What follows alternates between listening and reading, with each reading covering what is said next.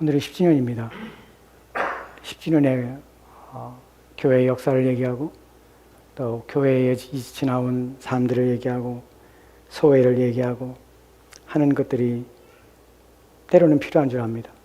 그러나 그것은 사적으로 얘기하는 것이 좋고, 오늘 우리에게 있어서 이 시간은 하나님 말씀을 듣는 시간입니다. 우리에게 주신 하나님 말씀을 통하여서 오늘은 저와 여러분이 들어야 될 믿음의 진수, 복음의 정수라 할 수 있는 중요한 핵심적인 내용을 여러분에게 말씀을 드리려 합니다. 오늘 제가 여러분에게 드리는 말씀은 그리스도께서 이 땅에 오셔서 십자가에 죽으신 목적과 이유 중에 가장 기본이요 기초가 되며 첫 번째의 내용이 됩니다.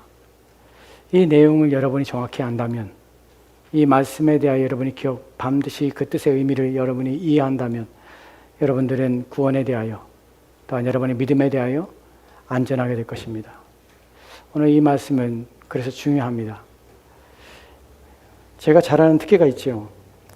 어려운 것을, 어려운 말씀을 어렵게 여러분에게 설명하는 것은 저에게서는 너무나 쉬운 일입니다.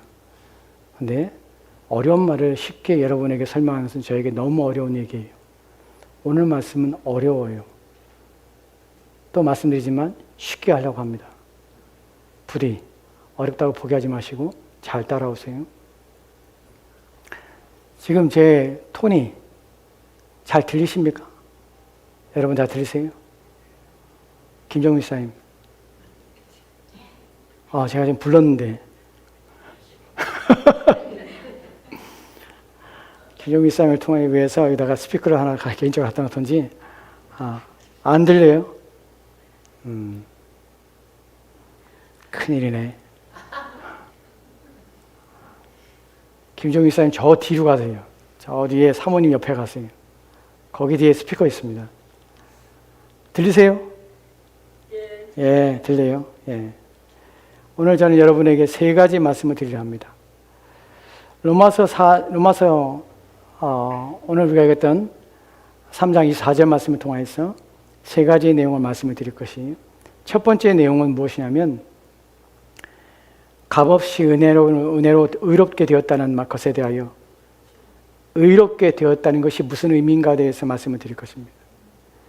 두 번째는 이것이 어떻게 우리의 것이 되었는가 하는 부분에 말씀을 드릴 것이에요. 세 번째는 하나님은 어떻게 이렇게 하실 수 있는가 하는 것에 대해서 말씀을 드릴 것이에요.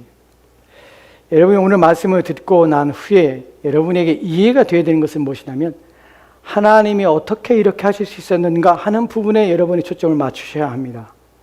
지난 시간에 저는 여러분에게 왜 하나님은 우리를 구원하셨는가, 나를 구원하셨는가 하는 말씀을 여러분에게 드렸습니다. 여러분, 그 말씀 속에서 하나님께서는 어떻게 그럴 수 있는가 하는 부분에 말씀을 드렸어요. 하나님은 우리가 복음을 읽을 때에, 복음에 대해서 깨달을 때마다 저는 그렇게 읽습니다. 성경을 읽을 때마다, 하나님 말씀을 들을 때마다, 하나님 말씀을 살펴볼 때마다 제 마음에 드는 의문은 이것입니다. 하나님, 어떻게 그럴 수 있습니까? 라는 것이에요. 하나님께서는 어떻게 이런 일을 이룰 수 있습니까?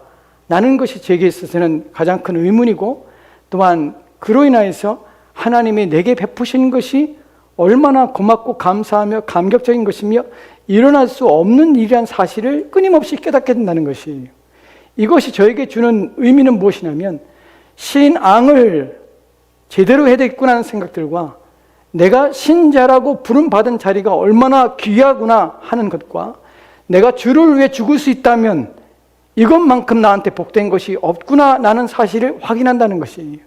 그래서 저는 더욱더 주님을 알고 싶고 하나님에 대하여 더 깊이 이해하며 깨닫고 싶은 마음이 제 안에 계속해서 열방된다는 것이에요. 10년 전에 저의 모습과 지금의 저의 모습은 너무나 다릅니다.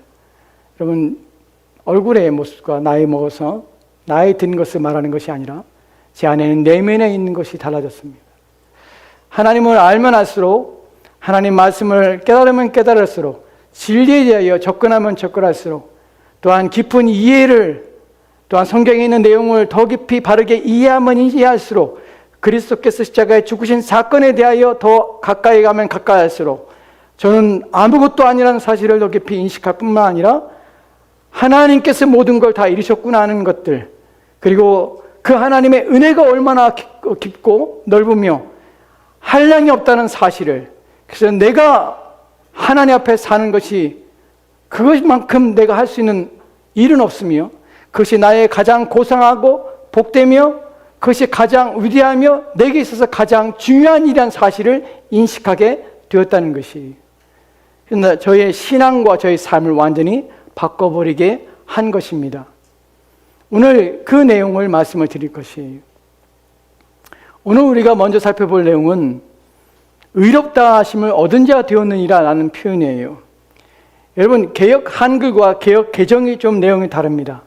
개역 한글을 보면 이렇게 기록되어 있어요. 옛날 성경이에요. 여러분이 옛날 가지고 있던 성경에 보면 그리스도 예수 안에 있는 구원으로 말미암아 라는 표현을 씁니다. 속량이라는 단어를 구원이라고 표현을 했어요. 그리고 하나님의 은혜로 값없이 의롭다 하심 얻은 자 되었느니라 표현하고 있습니다. 본문에서 중요한 것이 예수 그리스도 안에 있는 구원으로 말미암아 구원을 얘기하고 있는데 이 구원이 하나님의 은혜로 값없이 의롭게 되었다고 표현해요. 구원이란 무엇을 말하는 건 의롭게 된 것이라고 말하고 있다는 사실이에요. 왜 바울이 첫 번째 우리의 질문에 있어서 의롭다 하심이라는 것이 무엇인가를 말씀을 드린다고 했습니다. 지금 우리는 의롭다 하심이 무엇인가를 생각해 보고자 하는 것이에요. 근데 이 의롭다 하고자 하는 것에 대하여 무엇을 말하면서 의롭다 하고자 하는 것을 설명하고 있냐면 구원에 대하여 그리스도 예수로 말미암아 구원하심으로 구원으로 말미암아 라는 표현 속에서 구원하심이 무엇이냐면 의롭게 된 것이다 라는 것으로 바울이 얘기하고 있다는 것이에요. 왜 구원에 있어서 죄 용서나 또는 너희가 천국에 가는 것으로 얘기하지 않고 바울은 왜 구원을 얘기하면서 의롭게 됨을 얘기하고 있냐는 것이에요. 이 말은 구원이라는 것은 죄 용서의 문제가 아니라 또한 천국에 가는 것의 문제가 첫 번째가 아니라 중요한 것이 뭐냐면 의롭게 되는 사건이 먼저이며 중요하다는 것을 말하고자 함입니다. 여기까지 이해가 됩니까? 구원에는 가장 중요한 것이 의롭게 됨입니다. 의롭게 됨이라는 것은 무엇이냐면 본문에서 의롭게 되어진다고 할 때에 본문은 수도경입니다. 또한 현재형이에요. 의롭게 되는 것이 왜 필요하냐면 구원이 주는 것은 우리 가운데 단순히 죄를 용서받는 것이 목적이 아니에요. 왜 목적이 아닐까요? 왜냐하면 죄를 용서받는다 할지라도 우리는 의롭지 않기 때문에 하나님 앞에 설 수가 없는 것이에요. 하나님 앞에 서기 위해서는 무엇이 필요하냐면 의로움이 필요해요. 의로움이란 하나님이 받으시만하고 하나님 앞에 설만하고 하나님 기뻐하시만한 상태가 의로움이에요. 죄가 없는 상태만 죄를 사함받는 상태만 아니라 죄가 없어져야 되는 것이에요. 죄가 보이지 않아야 되는 것이 의로움이에요. 누구 앞에서? 하나님 앞에서. 그리스도께 십자가에 죽으실 때 우리의 죄에 대한 책임을 져주고 그가 이 땅에 사신 동안에 하나님의 말씀에 순종함으로 그가 의로운 자라고 칭함을 받게 되었습니다. 그 의로움을 우리 가운데 전가시켜줘서 우리가 의롭게 되어진 것이에요. 그래서 바울이 말하는 것은 구원이라는 것이 무엇이냐면 너희가 의롭게 된 것이야 라고 말하는 것이에요. 왜요? 왜 이것이 필요하죠? 하나님 앞에 설 수가 있기 때문에 그러는 것이에요. 죄를 사함받는 것은 하나님 앞에 서지 못합니다. 왜냐하면 죄가 없다는 것만이 의로운 것이 아니라 하나님의 법을 지키는 의로움이 필요한 것이에요. 그리스도 십자가에 죽을 때 우리의 죄책을 담당하셨습니다. 그래서 우리의 죄가 없어진 것이 사실이에요. 하지만 그것도 충분하지 않아요. 뭐가 필요하냐면 하나님의 말씀에 온전히 순종하고 지킨 그 의로움이 필요한 것이에요. 그 의로움은 어떻게? 그리스도께서 세우시고 그리스도께서 의롭게 되신 그 의를 우리 가운데 전가해 주신 것이에요. 우리 것이 되게 하신 것이에요. 그래서 우리가 그분을 믿을 때에 그분의 의가 우리를 덮어서 그의 의로운 옷이 우리 가운데 입혀져서 우리가 하나님 앞에 의롭다고 인정받게 되는 것이에요. 이해가 되십니까? 왜냐하면 그리스도께서 죽으심은 우리를 하나님 앞에 세우기 위해서예요. 저와 여러분에게 이루신 이 놀라운 일들은 우리가 하나님을 아바 아버지라 부를 수 있고 하나님 앞에 기도할 수 있고 하나님 앞에 예배할 수 있는 내용은 무엇이냐면 어떻게 그럴 수 있는 고난을 우리 가운데 받게 되냐면 그리스도께서 우리 가운데 주신 그 의가 우리 가운데 덧입혀져서 하나님을 예배할 수 있도록 나올 수가 있는 것이에요. 여러분, 구약에서 하나님 앞에 나와 제사를 드립니다. 그때에 1년에 한 번 7월 10일 날 대제사장이 어린 양의 피를 가지고 모든 백성들의 죄를 가지고 짊어진 어린 양의 피를 가지고 어디에 들어갑니까? 성소를 지나 지성소에 들어갑니다. 그리고 지성소에서 피를 뿌립니다. 그때 대제사장의 입은 옷에 그 옷 자락의 끝에 무엇이 달려 있습니까? 석류 방울이 달려 있어요. 그리고 대제사장은 지성소에 들어갈 때 발목에 끈을 묶고 들어갑니다. 왜 그렇지요? 이 죄를 사함받는 것이 부정하거나 죄를 사함받지 못하고 죄가 있을 때에 대제사장은 거기서 죽어요. 그래서 끌어내는 것이에요. 방울 소리가 나지 않으면 끌어내는 것이에요. 죄사함이라는 것은 하나님 앞에 나가는 것은 죄가 없어야 합니다. 하지만 죄가 없는 것이 아니라 죄가 없을 뿐만 아니라 의로워야 되는 것이. 구약에서 하나님의 얼굴을 보는 자는 어떻게 됩니까? 죽습니다. 하나님께 시내산에 임재하실 때에 모세에게 백성들의 경고합니다. 산에 오지 마라. 가까이 오지 마라. 누구든지 침노하면 누구든지 죽으리라. 우리가 하나님을 예배할 수 있고 하나님 앞에 기도할 수 있는 것은 그리스도께서 우리 가운데 주신 그 의로움을 우리 가운데 주셨기 때문에 그렇다는 사실을 여러분은 이해하셔야 합니다. 여러분, 구원이란 단순한 것이 아닙니다. 내가 믿음으로 모든 것이 되는 것이 아니에요. 이런 사실을 이해하지 못하면 하나님 앞에 감사하지 않아요. 왜 이 이야기가 필요합니까? 왜 성경은 이 이야기를 하고 있습니까? 너희들의 구원이 어떻게 받았는지를 인식하라는 것이에요. 너희의 구원 안에 담겨진 내용이 무엇인지를 깨달으라는 것이에요. 왜 필요합니까? 이래야 나의 구원이 가치가 있다는 것을 인식하는 것이에요. 이래야 내가 그리스도를 위하여 살고 그리스도를 위해 죽을 수 있는 마음이 일어나는 것이에요. 왜요? 내게 일어날 수 없는 일, 내가 하나님을 앞에 나아가며 예배하며 기도할 수 있는 일들은 오직 그리스도를 통하여 되어지는 것이에요. 본문에서 이것이 수동형입니다. 주어졌다는 것이에요. 누가 이루신 것입니까? 그리스도께서 이루신 것이에요. 그래서 너무나 감사한 것이에요. 우리 하나님 앞에 감사 예물을 드립니다. 그때 우리가 사업이 잘 되거나 또는 자녀가 좋은 데 취업을 하거나 우리 가운데 기쁜 일이 있을 때 하나님 앞에 감사 예물을 드리죠. 여러분, 그것이 잘못됐다는 말은 아닙니다. 하지만 여러분의 영혼을 위해서 하신 그리스도 앞에, 여러분을 하나님 앞에 세우기 위해 죽으신 그리스도를 통하여서 여러분이 그 은혜 앞에 감사하셨습니까? 여러분, 날마다 하나님 앞에 감사할 내용이 도대체 뭐가 있지? 하나님 앞에 감사할 내용이 도대체 뭐가 있지? 우리는 매년마다 한 해를 보낼 때마다 하나님 앞에 감사합시다라고 할 때마다 그런 생각들 하지요. 하나님 앞에 감사해야지. 올 한해 하나님께 내게 이루신 것이 무엇일까? 무엇을 주셨을까? 내 안에 성취됐던 것이 무엇일까? 나를 만족했던 것이 무엇일까? 라고 생각합니다. 여러분, 이런 것들을 따지는 것이 하나님 앞에 감사가 아니에요. 정말 중요한 감사는 여러분의 영혼을 하나님 앞에 세우고 그 하나님 앞에 예배하며 하나님 앞에 기도하며 그분을 아바 아버지라 부를 수 있도록 하신 그 의가 내게 주어졌다는 사실이 하나님 앞에 감사한 내용이에요. 이것이 평생 우리가 부를 노래이며 찬양입니다. 우리는 그리스도 없이 하나님 앞에 설 수 없어요. 이것이 현재형입니다. 무슨 말이에요? 지금도 우리가 하나님 앞에 나갈 수 있는 이유는 그리스도의 의가 우리 가운데 덧입혀졌기 때문에 그래요. 이것이 십자가에서 그리스도께서 이루신 사건입니다. 여기에 더하여서 우리가 로마서 5장 1절 말씀을 지금 보려고 하는데 지금 뒤에서 지금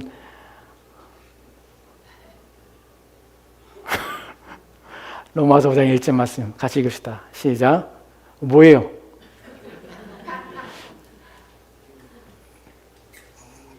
예, 아무 이상 없어요?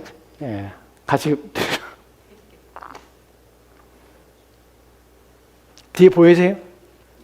안 보여요? 로마서 5장 1절 말씀입니다.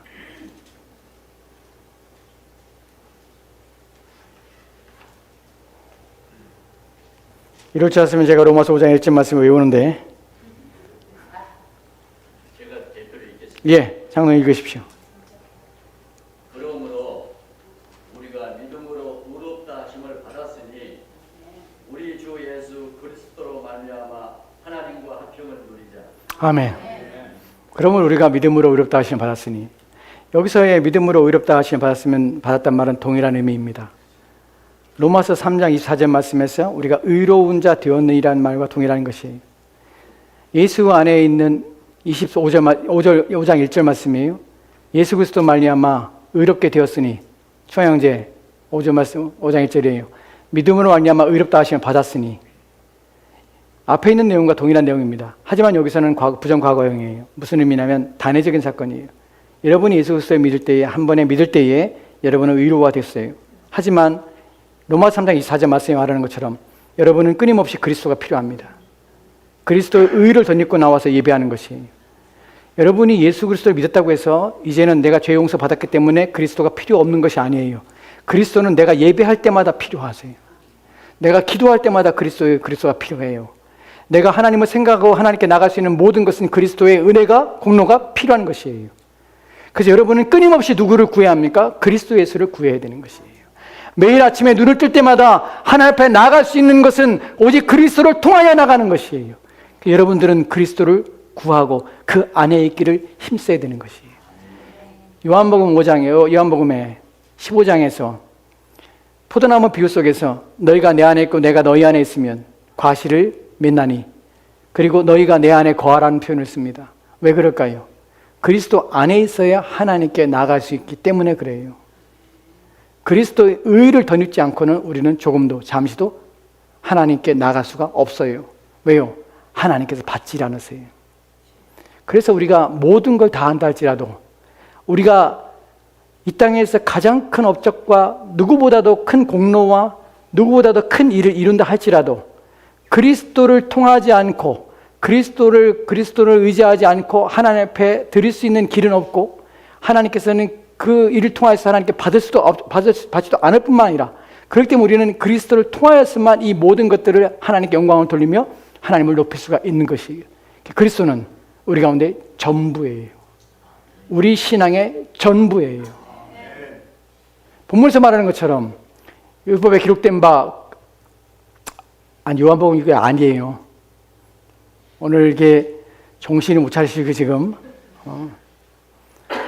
예수 그리스도 말미암아 하나님과 화평을 누리자. 하나님과 화평을 누릴 수 있는 이유가 바로 그리스도의 의를 덧입었기 때문이라는 사실을 기억합시다. 사람들이 그래요. 예수를 믿었어요. 그리고 죄 용서 받았어요. 그럼 뭐하죠? 라고 얘기해요. 뭐하죠가 아니에요. 이제는 뭘 합니까? 하나님과 화목해 된 길이 열렸기 때문에 하나님과 더욱 화목하기 위해서 온 힘을 기울이는 것이, 이게 신앙생활의 중요한 핵심이에요.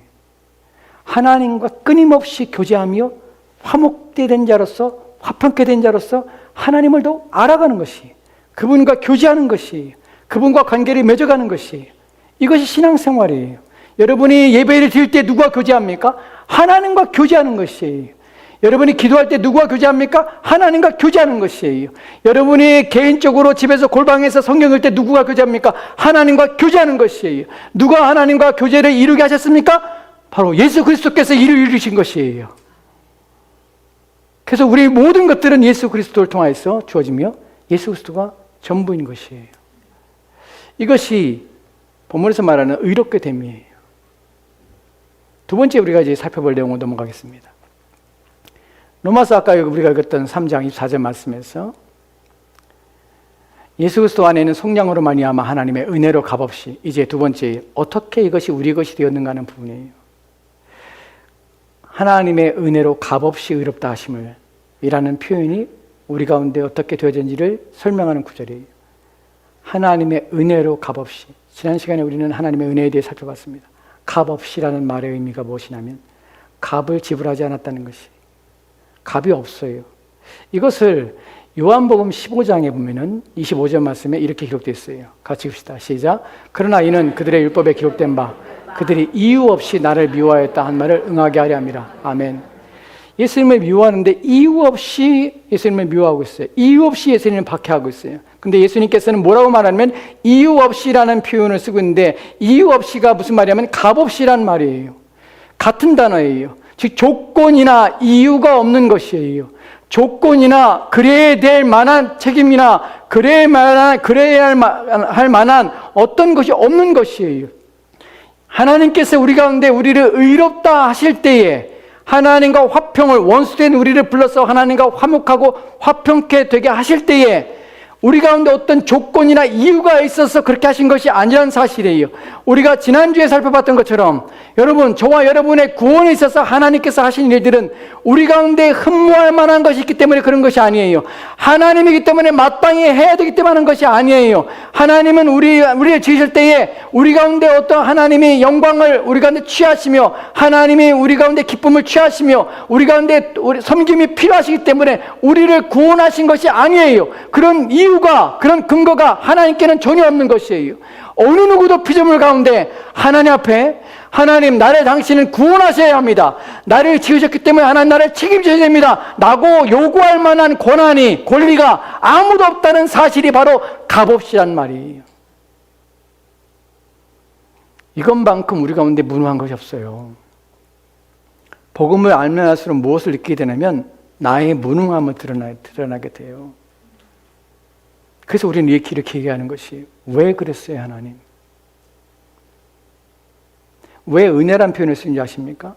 은혜란 받을 수 없는 자격, 받을 수 없는 자에게, 강한 자가 약자에게 받을 수 없는, 또한 주어야 될 이유가 없는 자에게 저절로, 자발적으로 헌신하며 충성을 다한다는 말이 은혜란 말이에요. 이것이 구약에서 헤세드란 말이에요. 이것을 잘 표현하는 것이 룻기예요. 룻기에서 고엘이라는 제도를 합니다. 친척인데 친척이 재산을 다 잃어버렸어요. 그럼 나는 먼 친척이지만 그 친척의 재산을 내가 친척이란 이유 때문에 내가 값을 다 지불하고 모든 걸 다 내가 책임을 지고 내 채무를 내가 다 감당해서 그에게 주는 것이, 다시 사주는 것이, 이것을 고엘이라고 그래요. 예수님께서는 우리에게, 예수님을 통해서 하나님께서는 은혜로 우리 가운데 어떻게 값없이 거저 우리 가운데 어떤 책임을 묻지 않으시고 너희의 죄에 대한 책임을, 우리가 지은 잘못에 대한 책임을, 하나님과 원수된 우리의 관계에 대한 책임을, 하나님과 왜곡되며 하나님을 대적하는 우리의 그 본성에 대한 책임을 우리에게 돌리지 아니하시고 그리스도 예수에게 돌리셔서 그 그리스도 예수의 죽음을 통하여서 우리에게 값없이 우리 가운데 거저 우리 가운데 하나님과 화목할 수 있는 길을 열어줬다는 것이에요. 이것이 복음의 핵심 중에 하나예요. 값없이. 여러분이 이 세상에서 살 수 있는 것들이, 여러분이 가지고 있는 돈으로 살 수 있는 것이 많이 있습니다. 예수님께서 이렇게 표현하시죠. 너희가 이 땅에서 천하를 얻을지라도 만약 너희 생명을 잃는다면 너에게 무슨 이익이 있느냐라고 묻습니다. 이 땅에서 가장 값진 것을 얻고 귀한 것을 얻고 오직 유일한 것을 여러분이 소유한다 할지라도 여러분의 육체와 여러분의 영혼을 잃어버리고 또한 영원한 지옥과 영원한 심판 가운데 여러분의 영혼이 빠지게 된다면 여러분이 얻고 여러분이 소유한 그 모든 것들이 무슨 의미가 여러분에게 있겠습니까? 오늘 여러분이 당장 이 땅을 떠나고 당장 죽는다면 여러분의 심장이 멈추고 여러분의 호흡이 멈춰 여러분이 이 땅을 떠난다면 여러분이 가지고 있는 것, 여러분이 소유하고 있는 것이 여러분에게 무슨 이익이 있겠습니까? 없지요. 그래서 천하보다 여러분의 영혼을 구하는 귀한 것이 내게 있었어요. 내 영혼보다 귀한 것은 없어요. 내게 있어서 내 영혼보다 귀한 것이 없기 때문에 그 영혼에 대하여 하나님께서 내 영혼을 구원하신다는 것, 그것도 값없이 어떠한 값을 지불하지 않고도 나의 영혼을 구원한다는 것, 이것만큼 놀라운 사건은 없다는 것이. 여러분이 누구길래 하나님께 묻겠습니까? 하나님, 내 영혼을 구원하십시오. 내 영혼을 위하여 예수님을 당신의 아들이 이 땅에 보내십시오. 그 아들에게 내가 지은 모든 죄에 대한 책임을 물으십시오. 그리고 그를 십자가에 보내서 죄와 모욕을 당하게 하십시오. 하나님과 분리되는 고통을 당하게 하십시오. 그리고 고통스럽게 죽게 하십시오. 그리고 그를 통하여서 나의 죄를 사하고 나를 용서해 주십시오. 그리고 나를 지금 하나님의 자녀로 복원시켜 주십시오. 라고 요구할 수 있는 자가 우리 중에 누가 있겠습니까? 만약 그렇게 요구한 데서 하나님께서 그것을 들으시겠습니까? 하나님께 무슨 이익이 있다고 그렇게 하시겠습니까? 아무 일도 없죠. 그런데 하나님께서는 스스로 그렇게 하신 것이에요. 아무 조건 없이 그렇게 하신 것이에요. 여러분, 이 은혜에 대해서 여러분이 깊이 알면 할수록 우리가 하나님께 왜 성경에서 하나님께 충성하며 하나님을 위해 살아라 나는 것이 이해가 되는지, 왜 저절로 그렇게 되는지, 왜 신앙이 저절로. 그래서 말씀을 깊이 깨닫고 이해하면은 누가 강요해서 헌신하지 않아요. 누가 그렇게 얘기해서 누구에게 보이려고 하지 않아요. 남들이 알아주기 위해서 그렇게 하지 않아요. 남들이 내게 착해 보이고 칭찬받기 위해서 절대로 못해요, 그렇게. 왜냐면 하나님이 주신 것만으로도 나는 만족해요. 하나님 주신 것 때문에 나는 하나님을 위하여 사는 것이에요. 누구에게 내가 신앙이 좋고 믿음이 좋고 착한 사람이고 의로운 사람이고 선한 사람 이런 얘기가 내게 들리지 않아도 괜찮아. 개의치 않아요. 왜요? 하나님이 주신 은혜 때문에 그래요. 누가복음 18장에 왜 10,000달란트 빚진 자에 대한 얘기를 주님 하십니까? 여러분 10,000달란트가 얼마인 줄 아십니까? 지금의 돈으로 환산할 때에 3조나 6조나 얘기를 해요. 하지만 내가 볼 때는 비교할 수 없어요. 갚을 수 없어요. 한 사람의 종이 갚을 수 없는 한 나라의 전체의 예산과 맞먹는 빚을 졌어요. 이것은 내가 평생 살아도 갚을 수 없는 돈이에요. 내가 무슨 짓을 해도 갚을 수 없는 돈이에요. 나는 평생 감옥에서 썩을 수밖에 없어요.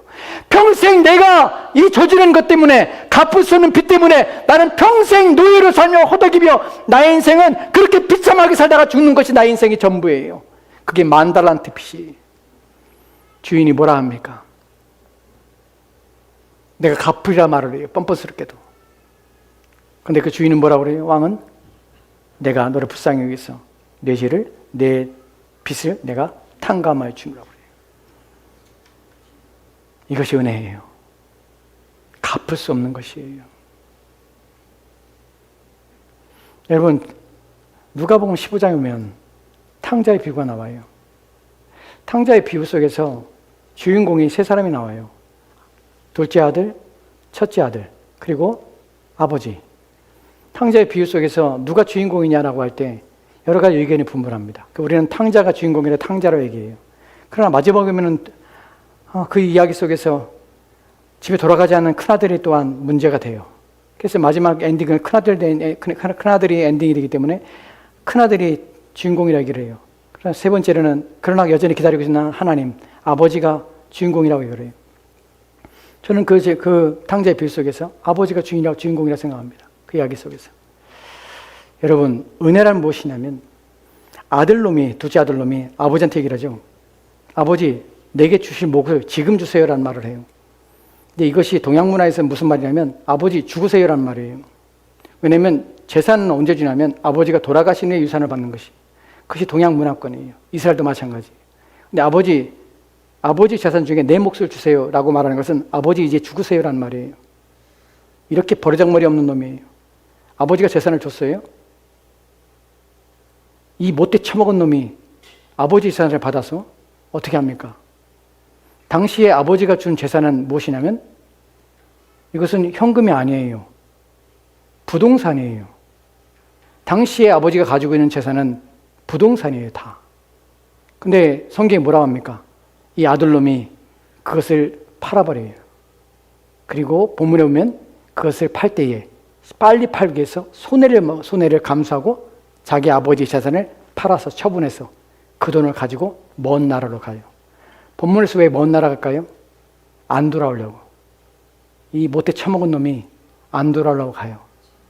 아버지의 생명처럼 아버지가 평생을 일구어 놓은 것을 가지고 그것을 취하여서 아버지를 더 이상 보지 않고 떠나는 것이에요.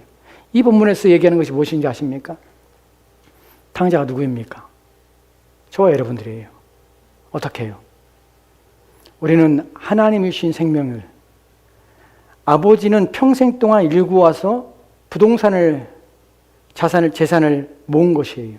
당시에 있어서 금리를 받아서 은행에 이자를 넣고 땅을 투기를 해서 돈을 버는 것이 아니에요.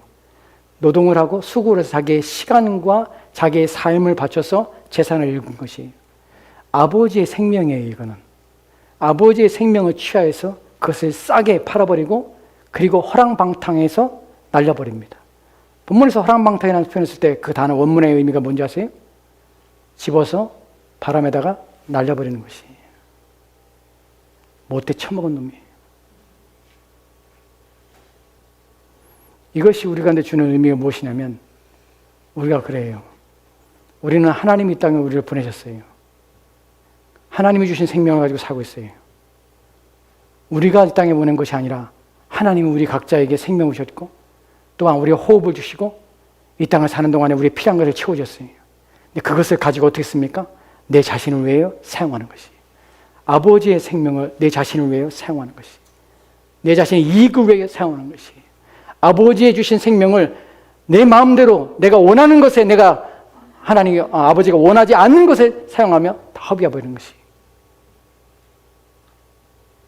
그럼에도 불구하고 그 아들에 대하여 아버지가 어떻게 합니까? 줄여 죽게 되었을 때 아들이 돌아오죠. 그때 아버지가 멀리 있는데 성경에 뭐라고 표현됐어요? 상거가 먼데. 상거는 무슨 말이에요? 거리가 멀어요. 보이지도 않아요. 근데 아버지는 기다리고 있는 것이. 어디에서? 마을 어귀에서. 떠나서 돌아오지 않으려고 먼 곳까지 간 그 못돼 처먹은 놈을 이 아버지는 잊지 못하고 마을 어귀에서 매일 밤 매일마다 아들이 돌아올까 하여 쳐다보고 있는 것이. 그 아들이 상거가 뭔데 그 아들이 그 남루하고 헐벗고 냄새나고 더러우며 꾀죄죄해서 결코 그 모습을 제대로 인식하지도 못할 그 상황인데 아버지는 알아요. 그 아들을. 다른 사람은 그 아들을 모르지만 그런 모습에 있는 아들을 아버지는 알아요. 그리고 이 아버지가 달려갑니다. 거기에 나오는 동사들이 보고 달려가고 목을 끌어안고 그 동사들이 연속으로 이어져요. 이 아버지는 신발이 벗겨진지도 몰라요. 그 아들이 기다린 것이. 이것이 은혜예요. 은혜. 우리가 그런 짓을 한 데 불구하고 하나님과 원수가 되어서 사는 데 불구하고 하나님은 개의치 아니하시고 우리가 나갈 때 하나님 은혜 앞에 나갈 때 하나님께서 우리를 부르셔서 벗은 발로 나오는 아버지처럼 우리를 품어주시고 용서해 주시고 더러운 우리를 끌어안고 입맞추며 자기의 옷을 끄집어 자기 옷을 가장 좋은 옷을 자신의 아들에게 입히고 자신의 반지를 아들이 된 반지를 자신의 아들에게 끼우며 다시금 자신의 아들로 받아주시는 것이. 이것이 은혜예요. 은혜. 하나님 우리 가운데 행하신 은혜예요. 이것을 저와 여러분이 안다면, 이것을 우리가 깨닫는다면 우리는 하나님 앞에 어떻게 살아야 할지가 나와요. 왜 이거 안 한지 아세요? 왜 이렇게 안 사는지 아세요? 안 깨달아져요. 안 깨달아져. 여러분, 제일 먼 곳이 어디냐면 머리하고 가슴이 제일 먼 거리예요. 머리로 이해되지만 가슴으로는 안 와요. 그래서 안 살아요. 이것이 우리의 문제예요. 이에 대하여 성경이 말하는 것들을 보면 에베소 1장 9절 말씀에 이렇게 말하고 있어요. 같이 봅시다. 시작. 그 뜻의 비밀을 우리에게 알리신 것이요 그의 기뻐하신 따라 그리스도 안에서 때가 찬 경륜을 위하여 예정하신 것이니. 아멘. 왜 이렇게 하셨냐고요? 그의 기뻐하심을 따라서. 하나님 왜 우리를 사랑하셨냐고요? 왜 나냐고요? 그의 기뻐하심을 따라서. 왜 다른 사람이 아니라 나에게 하나님 말씀을 들려주냐고요? 왜 그리스도 예수를 믿게 하냐고요? 그분이 십자가에 달려 죽은 것이 나의 죄 때문이고 또한 나의 죄로 말미암아 하나님과 원수가 된 관계 속에서 그리스도를 통하여 내가 이제 하나님께 화목하게 된 이 모든 것들을 누가 이루셨냐? 그리스도께서 이루셨다는 것을 누가 알려줬어요? 하나님께서 알려주신 것이에요. 누굴 통하여? 성령을 통해 우리가 알려준 것이에요. 왜 그렇게 하신 것이에요? 그가 기뻐하신 것이에요. 누구를? 나를 기뻐하신 것이에요. 왜요? 몰라요. 나는 왜 하나님이 나에게 그런 은혜를 주는지 난 몰라요. 왜 내게 그런 일들을 그 큰 은혜를 내게 베푸신지 몰라요. 왜 아까 똑같은 복음을 듣고 있는데 어떤 사람은 그 복음에 대해 여전히 믿고 있지 않는지 나는 몰라요. 왜 어떤 사람은 그 말씀을 들을 때마다 은혜가 되고 감격이 되어서 주를 위해 살아야지. 그래, 내가 나를 구원하신 그리스도 예수를 위하여 사는 것이 내게 복이며 내가 하나님을 예배하며 하나님을 찬양하는 것이 얼마나 놀라운 일인가, 이 복된 일에 내가 참여하며 얼마나 감사한 일인가 하는 것 때문에 내가 살아도 주를 위해 살고 죽어도 주를 위해 사는 것이, 이걸 위해서 그리스도께 죽었다는 사실을 내가 믿어지게 되는 것이, 이것이 놀라움이고 복이라는 사실 때문에 하나님을 위해 살고자 애를 쓰는 것이에요. 날마다 자신을 거룩하게 하고자 애를 쓰는 것이에요. 왜요? 나는 모르는 일들이 하나님을 통하여 주어지기 때문에, 내가 전혀 기대할 수 없는 일들이 내게 이루어졌기 때문에 그 하나님께 영광을 돌리는 것이에요. 제가 좋아하는 구절이 있습니다. 로마서 5장 8절 말씀이에요. 같이 봅시다. 시작. 우리가 아직 죄인 되었을 때 그리스도께서 우리를 위해 죽으심으로 하나님께서 우리에 대한 자기 사랑을 확증하셨느니라. 저는 종종 그런 말을 합니다. 이 구절은 외우시라고. 우리가 아직 죄인 되었을 때 그리스도께서 우리를 위해 죽으심으로 하나님께서 우리에게 대한 자기의 사랑을 확증하셨느니라. 본문에서 확증이라는 것이 뭐냐면 demonstrate, 논증하고 입증하셨어요. 내가 너희를 사랑해. 하나님의 사랑이 무엇입니까? 어떻게 나타났습니까? 하나님이 나를 사랑한다는 증거가 무엇입니까? 내 아들을 내가 십자가에 달려 죽게 했어. 어느 때? 너희들이 죄인 됐을 때에, 너희들이 아무것도 하지 않을 때에, 너희들이 내게 믿게 보이고, 너희들의 삶들이 나에게 도롭게 보이고, 또한 너희들의 삶들이 가증하고, 내게는 너희들을 멸하고자 원하는 나의 분노를 일으키는 것이 너희 안에 가득한 그때에 나는 내 아들을 십자가에 보낸 것이야. 이것이 내가 너희를 사랑하는 사랑이야 라고 하나님 말씀하시는 것이, 여러분, 이것만큼 하나님께서 우리에게 보이신 사랑에 확실한 것은 없습니다. 하나님 나를 사랑한다고, 하나님 이걸 해주면 하나님 나를 사랑하시는 것입니다. 저것 해주면 하나님 나를 사랑하는 것입니다. 이렇게 이걸 하나님께서 성취하시면, 내 기도를 들어주시면 하나님 나를 사랑하시는 것입니다. 여러분, 그런 것들 하나님 여러분 사랑하는 것이 아니에요. 하나님이 여러분을 사랑하는 것은 보이신 것이에요. 어디에요? 십자가에 보이신 것이에요. 여러분이 십자가만 보기만 한다면, 제대로 십자가를 알기만 한다면 이미 하나님께서 여러분을 사랑한다는 것을 입증하고 증명하였다는 것을 여러분은 알게 되는 것이에요. 내가 아직 죄인이었을 때 하나님께서 나를 흠모할 만한 것, 기뻐할 만한 것, 즐거워할 만한 것, 하나님께 나를 구원할 만한 조건이나 이유나 또한 권한이나 권리가 없음에도 불구하고 하나님이 나를 위하여 자신의 아들을, 하나님이 가증한 나를 위하여, 하나님이 더러운 나를 위하여, 하나님이 수치스러운 나를 위하여, 하나님이 냄새난 나를 위하여 하나님께서는 자신의 아들의 십자가에 죽게 하셨다는 그 이유가 내게 있어서 얼마나 놀라운 것인지, 나를 그렇게까지 사랑했다는 사실로 증명된다는 것을 우리는 말씀을 통하여 알게 되며, 그런 말에 하나님 앞에 감사하는 것이에요. 여러분, 정말 하나님 앞에 감사하십니까? 이 마음 때문에 감사하십니까? 여러분, 정말 그러셔야 돼요. 오늘 우리 10주년입니다. 하나님 앞에 뭘 감사합니까? 저와 여러분 이렇게 은혜를 베푸시고 십자가에 달려 죽으신 그리스도를 볼 때마다 우리는 감사해요. 감사해요. 이제 마지막 세 번째 내용을 보고 마치도록 합시다. 사실 이 내용이 더 중요한데 시간이 너무 많이 가서 지금 제 마음이 걱정이 됩니다. 세 번째 내용을 볼 때 로마서 아까 살펴봤던 3장 24절 말씀 다시 보도록 합시다. 그래서 예수 안에는 성령으로 말미암아, 이제 말미암아라는 단어를 살펴볼 것이, 말미암아라는 것은 수단이에요. 뭐뭐에 관하여라는 것이에요. 예수 그리스도 안에는 성령으로 말미암아. 왜 이 얘기가 더 중요하냐면, 우리는 그렇게 생각을 해요. 하나님께서 우리의 죄를 사하시는 것이 하나님께는 전혀 어려운 일이 아니라고 생각을 해요. 이것만큼 무식한 말은 없어요. 하나님께서는 천지를 창조하신 분이시고 전능하신 분이시고 못하시는 것이 없는 분이라는 사실을 우리는 알아요. 하지만 하나님 못하시는 것이 있습니다. 무엇이 못합니까? 하나님은 거짓말하지 못합니다. 하나님은 자기 모순에 빠질 수 없어요. 자기를 부정하거나 부인할 수 없어요. 하나님은 여전히 하나님이셔야 돼요. 무슨 말입니까?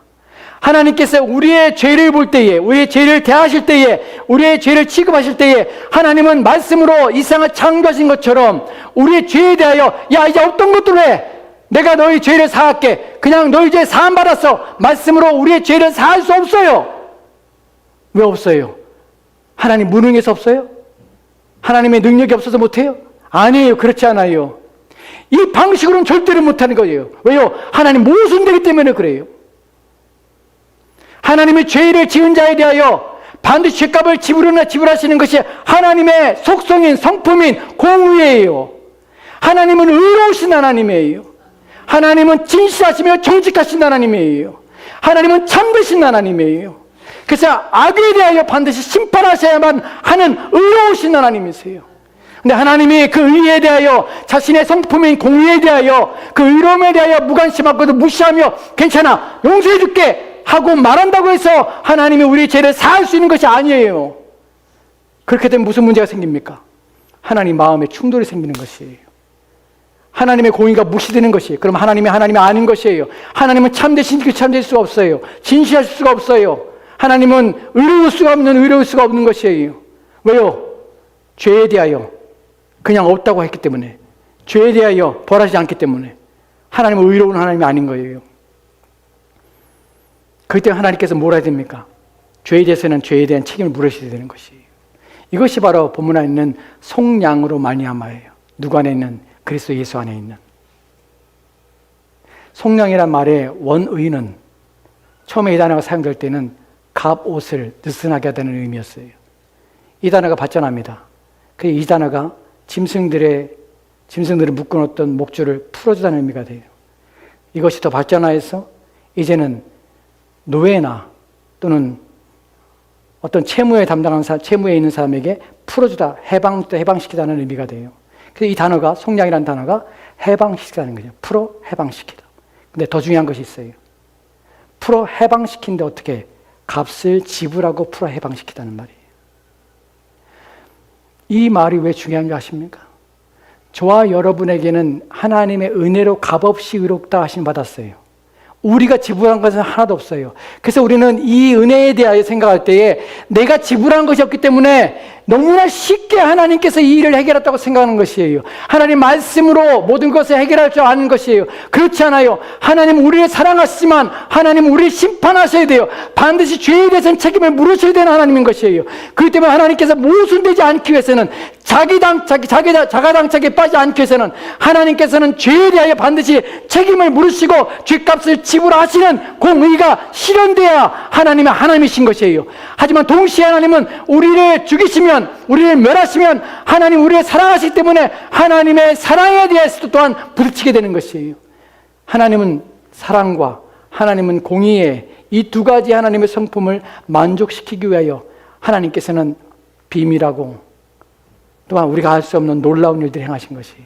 그것이 무엇이냐면 자기의 아들을, 하나님이신 자기의 아들을 이 땅에 보내시고 십자가에 달려 죽게 하심으로 하나님 자신이 죄에 대한 책임을 짊어지시고 죽으시는 것이에요. 값을 지불하신 것이. 누가 지불했습니까? 하나님이 지불하신 것이. 왜 이것이 놀라운 것입니까? 여러분, 저와 여러분이 구원을 받았다는 것은 값 없이 우리는 은혜로 받았지만 하나님께서는 자기 자신의 생명을 내어주신 것이에요. 마가복음 10장 45절 말씀에 이렇게 기록되어 있습니다. 같이 읽읍시다. 시작. 인자가 온 것은 섬김을 받으려 함이 아니요 도리어 섬기려 하고 자기 목숨을 많은 사람의 대속물로 주려 하심이라. 도리어 섬기려 하고 자기 목숨을 사람의 대속물로. 대속물이라는 단어가 바로 속량이란 말이에요. 값을 지불하러 오신 것이.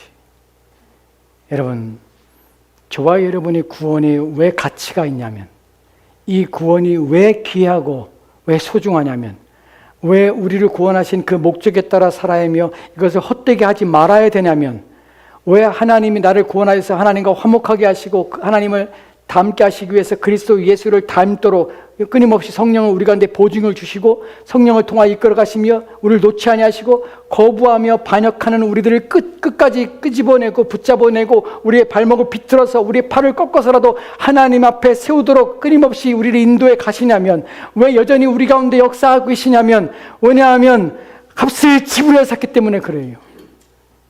하나님께는 자신의 아들을 지불하신 것이에요. 그래서 로마서는 이렇게 말합니다. 자신의 아들을 아끼지 아니하고 주신 하나님께서 무엇을 우리 가운데 아끼겠느냐는 표현을 써요. 자신의 아들의 값을 지불했다고 하나님께 선언하시고 또한 지불됨으로 말미암아 우리가 사신 것이에요. 그래서 구원받은 우리는 어떤 값이냐면 그리스도의 생명을 받은 값을 가지고 있는 것이에요.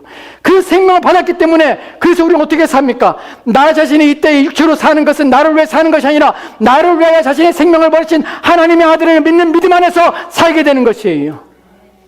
왜요? 값을 지불했기 때문에. 여러분이 만약에 구원받았는데 불구하고 여전히 여러분의 인생을 위해 산다면, 우리 고린도후서 5장에 말하는 것처럼 그리스도께서 이제 더 이상 너희를 위해 죽으심은 더 이상 너희 자신을 위해 살지 아니하고 그리스도를 위하여 너희를 위해 죽은 자를 위해 살기 위함이라는 말씀에 따라서 우리가 그 값을 지불함을 깨달았다면 우리의 인생을 헛되게 살면 안 된다는 것이에요. 여전히 내 자신을 위하여 살면 안 된다는 사실이에요.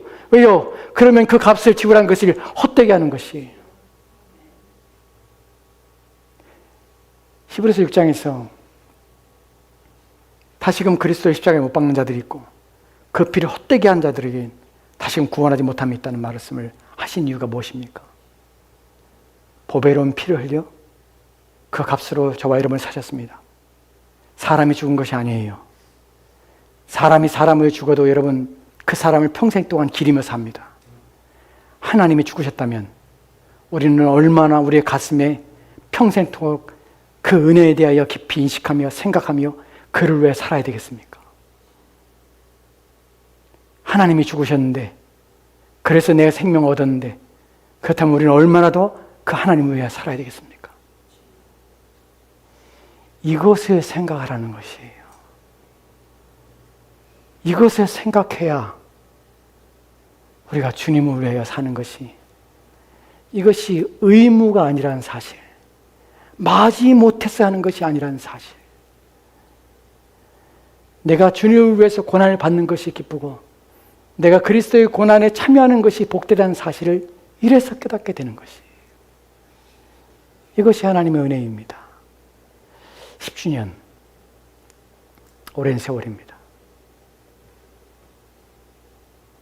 여러분,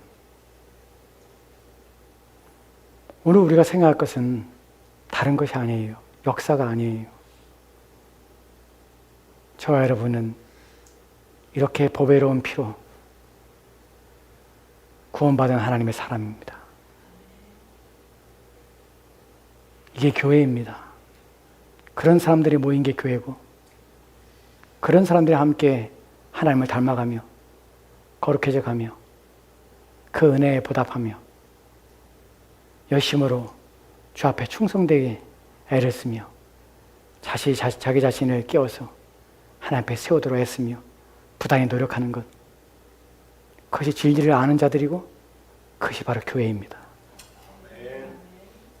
저는 그래왔고 단 그러한 말씀을 전할 것이고 계속해서 여러분에게 하나님 은혜에 대하여 우리는 그러한 교회가 되어야 됨을 여러분이 지속적으로 선포할 것입니다.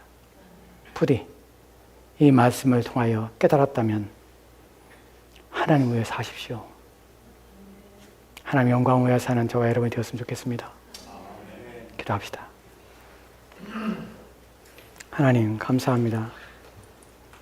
10년이라는 세월 동안 우리의 노력이 아니라 하나님의 은혜요, 우리를 이끌고 가시며 거역하며 거부하며 부정하며 부인하며 원치 아니하며 뒤돌아서며 외면하며 방관하며 단 게으르며 나태한 가운데 하나님이 주신 생명을 헛되게 하며 하나님이 주신 구원을 욕되게 하며 그리스도께서 피 흘려 값주고 사신 우리의 소중한 인생들을 낭비하며 허비하며 살아가는 우리의 모든 삶에서 떠나가게 도와주시고 이제 주신 복음의 말씀에 따라 우리에게 주신 이 값지고 이 복되며 이 거룩한 은혜 앞에 어떠한 삶으로 살아갈지를 고민하며 이 귀한 생명을 주를 위해 살기 위해 온 힘을 기울여 짧은 인생 또한 쉬가는 인생 헛되이 낭비하지 아니하고 모든 삶을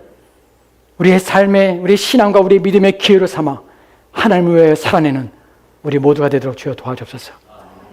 주께서 우리와 함께하기 소망하며 감사드리며 살아계신 예수 그리스도로 기도합니다. 아멘.